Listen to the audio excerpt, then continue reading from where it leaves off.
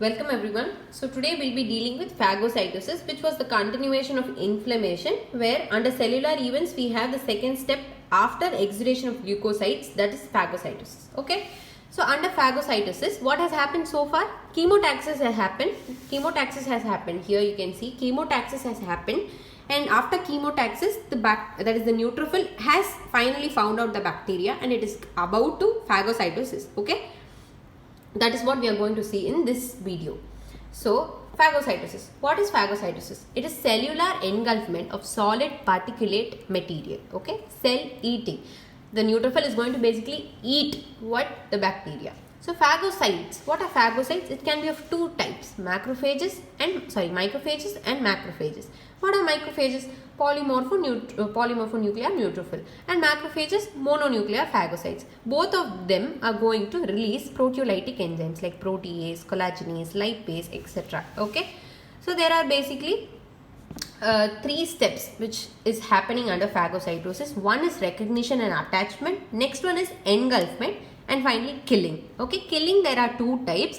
One is extracellular killing and the other one is intracellular killing. Okay, so under recognition and attachment, so this is the neutrophil and this is the bacteria. Okay, so for the neutrophil you have two types of receptor. One is Mannose receptor, the other one is scavenger receptor. So these two receptors are going to express and they are going to recognize the bacteria. Okay, so this process, recognizing the bacteria is further emphasized by something called as opsonin. Okay, opsonin are nothing but it is going to coat the bacteria with certain specific proteins from the serum, because of which it is going to basically alert the neutrophil. Okay, so it is going to capture the bacteria and alert the neutrophil that please come here or something like that. Please come and engulf me. I have just helped you, something like that. Okay, so it establishes a bond between the bacteria and neutrophil of the cell. Neutrophil cell wall. Moving on to the next one, that is opsonins. Okay, so under opsonins there are many things, but majorly seen is IgG opsonin, C3b opsonin, and collectins. So this is a neutrophil. So these are some examples of bacteria. There are three bacteria, suppose. So one is coated with IgG, another one is by C3b opsonin, and the other one is collectin. Okay, so for this specific IgG opsonin, specific receptor is present on the neutrophil surface. That is, for example, for IgG opsonin, there is Fc gamma Ri. Okay, so what is this IgG opsonin going to do? So it is going to look something like this. Okay, something like this. Okay, so this is the Fb fragment, Fab fragment, and this is going to be Fc fragment. Okay, so this Fc fragment is going to get coated there. So Fc fragment of the IgG opsonin is going to coat the bacteria. This is going to get attached. So the yellow part is basically this one, and Fab is available for Fc gamma Ri. For Fc gamma Ri, Fab is available and Fc is going to get coated to the bacteria. Okay, so similarly C3b opsonin is there, which is going to get attached to CRI or 3, and then collectin, which is going to attach to C1q. Okay, moving on to the next one, there is engulfment. How does it going to engulf the bacteria?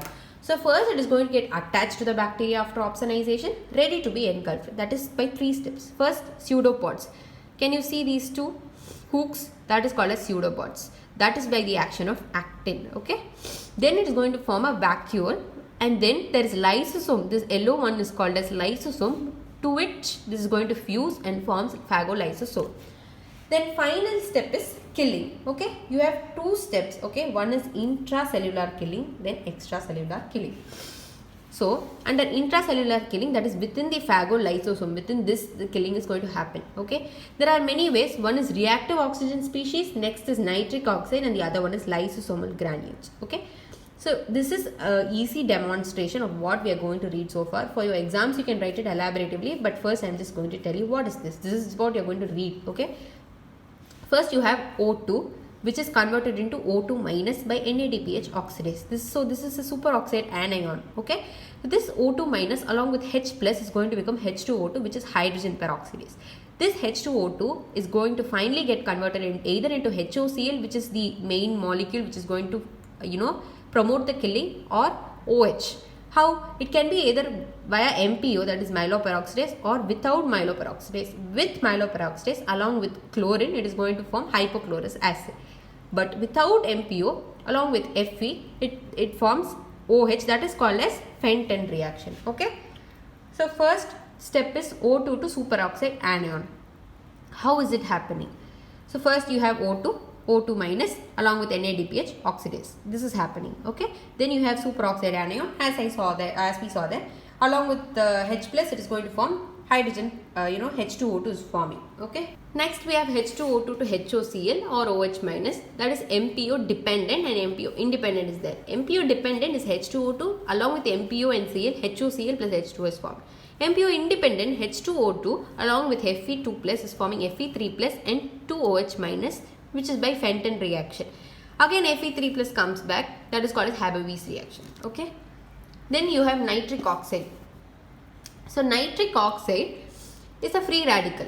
So how is it going to form? From arginine along with NOS and O2, it is going to form nitric oxide and citrulline. Okay. Where is it produced? Endothelial cell and macrophages. It is going to damage the lipid, protein, and nucleic acid of microbes and host cell. Finally, we have lysosomal granules. Okay. So these lysosomal granules are preformed granules which are stored products which is present inside the